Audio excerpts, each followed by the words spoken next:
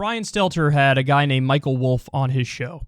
And Michael Wolff has written, I think, a couple of Trump books, and he's sort of known for having the salacious stuff in his books that tell you what was going on behind the scenes and what were the insane stories that didn't make it to traditional media at the time.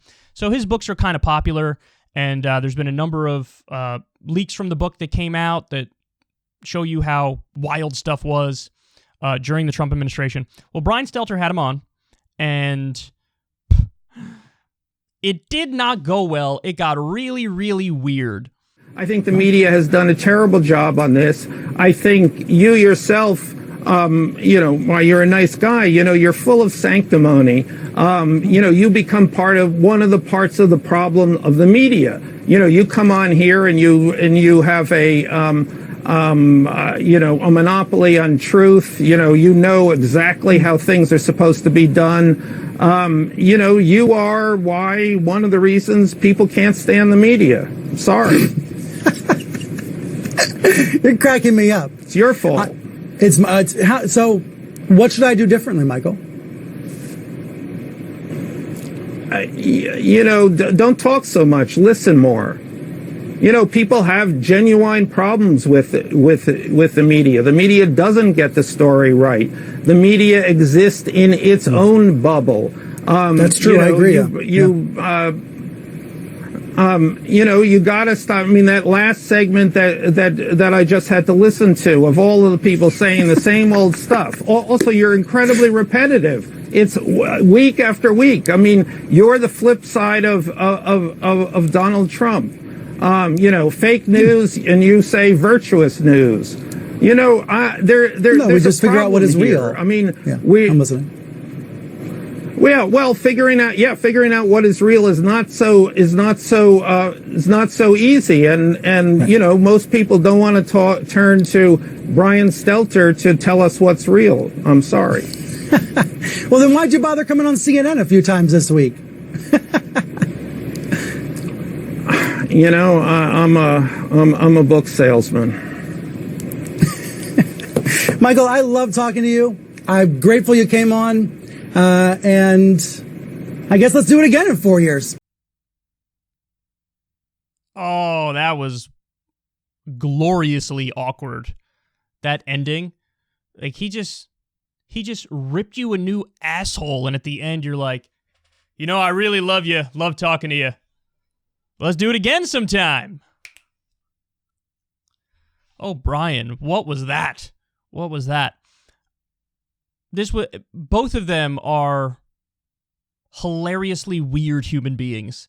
Like the Michael Wolff guy, that was super honest at the end, but it is also sort of pathetic. He's like, I hate CNN, I hate the news, you guys represent the downfall of society. And he's like, well, why did you come on? Well, I gotta sell books, bro. What?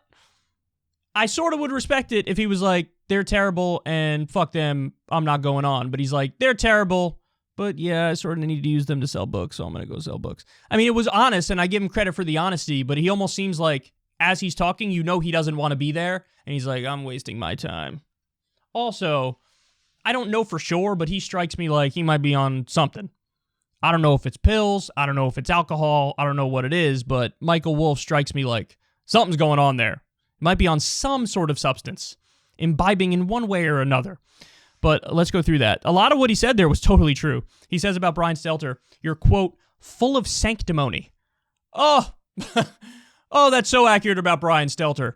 When he does his, like, smug rants where he tries to diagnose stuff, it's always, like, really not poignant or interesting, but he makes these faces like he thinks it's poignant and interesting. And I've noticed that a number of times when it comes to Brian Stelter. So annoying.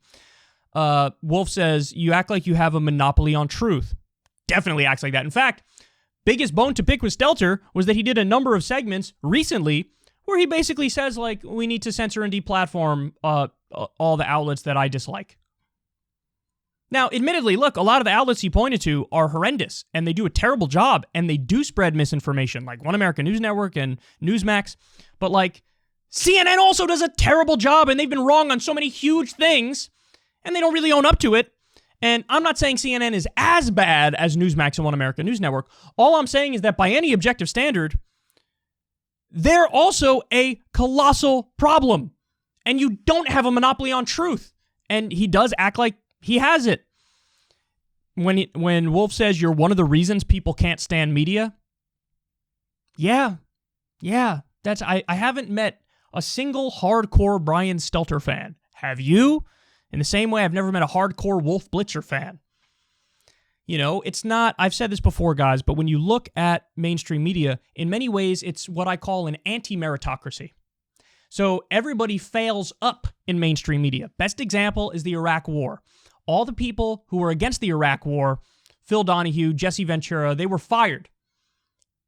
But the ones who were wrong got promoted. Bill Kristol, David Frum, any of the other ghouls that you could pick. Almost everybody who's on air now was around during then and was wrong on the Iraq War. So everybody failed up.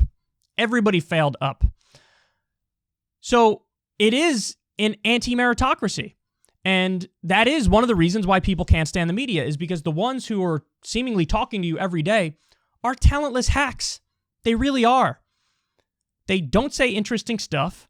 When they're not being boring, they're being wrong about big questions. They're not charismatic at all. They're propped up by a system that force feeds them to everybody. I said it before. I know this is my go-to example, but you could throw Brian Stelter in here as well. If you gave Wolf Blitzer a YouTube channel and let him start where any of the political YouTubers were, no ad money, 0 subscribers, how long would it take Wolf to hit 1 million subscribers? He would literally never hit it. You can give him 12 lifetimes, he wouldn't hit 1 million subscribers. Not going to happen. Not going to happen. He wouldn't hit 500,000. He wouldn't hit, I'm not sure Wolf would hit 100,000 subs. He'd be releasing videos all the time, and each video would get 72 views if he's lucky. You know, Brian Stelter, same thing. In an actual open marketplace where the cream's supposed to rise to the top, he would not. They would not, and everybody knows that. So if they weren't force-fed to people, they don't have the talent to make it on their own. They don't have that ability. You know, it's one thing, it's not even like, hey, they're not correct or intelligent on the issues, but they're charismatic. They're not even charismatic. It's neither thing.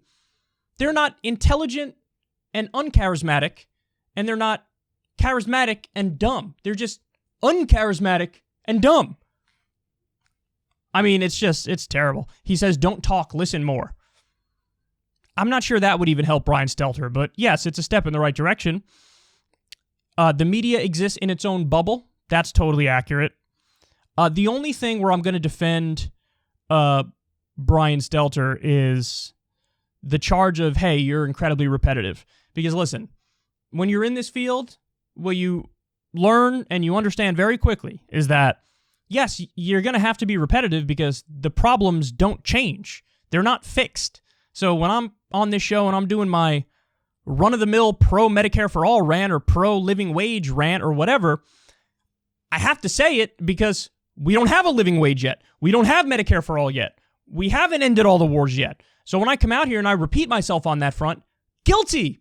Guilty as charged, but sort of proud to be guilty as charged, because you got to get this stuff out there. You got to get these arguments out there. You got to get these points out there.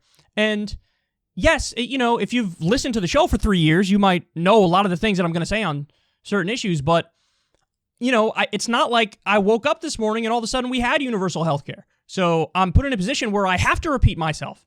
And if anything, there's, you know, merit to that. There's a good reason for that. And then the final point I'll make is, I like the Wolf point where he says, you're the flip side of Donald Trump. You know, Donald Trump, oh, the fake news, everything is fake, everything I don't like is fake.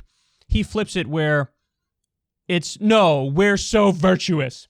And here's the problem people have with these insular, smug establishment pricks. They're so self-important and they're so self-righteous, they'll melt down for a week over Jim Acosta, right?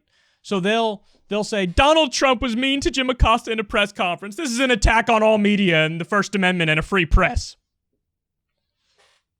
Those same assholes, same people, had nothing to say about Julian Assange. Nothing. Julian Assange, who is locked up and being persecuted because he did the job that a journalist is supposed to do. He showed everybody what's actually happening in our wars and how we killed civilians and killed journalists, and the military laughed about it. So he did the job of a real journalist and a real reporter and a hero. And what did he get for it? Persecuted. And the people in the media who should be defending him have nothing to say about him. And in fact, when they do talk about him, if anything, they do the opposite and they bash him.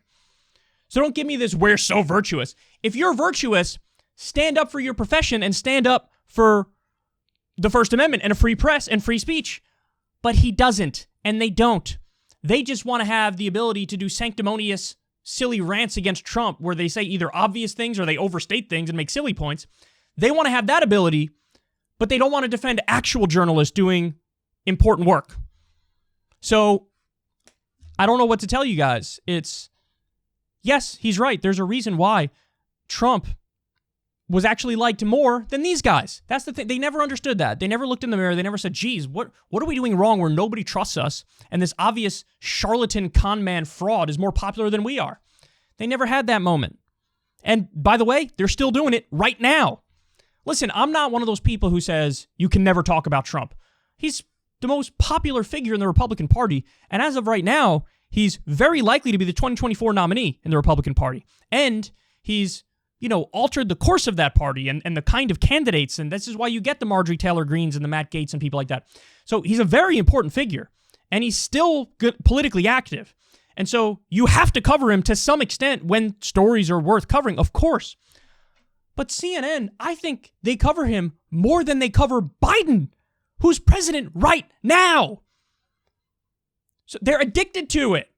And so Wolf is right. Yeah, Donald Trump says fake news all the time. You guys think you're virtuous news, but really all you do is sensationalist garbage talking about Trump 24/7. So, I mean, Jesus Christ, I don't understand how they don't see it. It's just they've become such a pampered, lazy profession. And by the way, the establishment groupthink is horrendous. Just like Fox News does the Republican groupthink, establishment media does pro-democratic groupthink too. Pro-democratic party groupthink. And I'm not talking about pro-progressive values or pro-socialism or social democracy. No. I'm talking about pro-democratic party, corporatists. So, Michael Wolff, I can't vouch for the guy's credibility. I've heard some iffy things about him, sketchy things about him. Maybe he himself is very sensationalist. And like he said, he's just a book salesman and he's trying to make a buck or whatever. But I did greatly enjoy this interview where he might be slightly drunk and he's just casually taking a wrecking ball to Brian Stelter's face.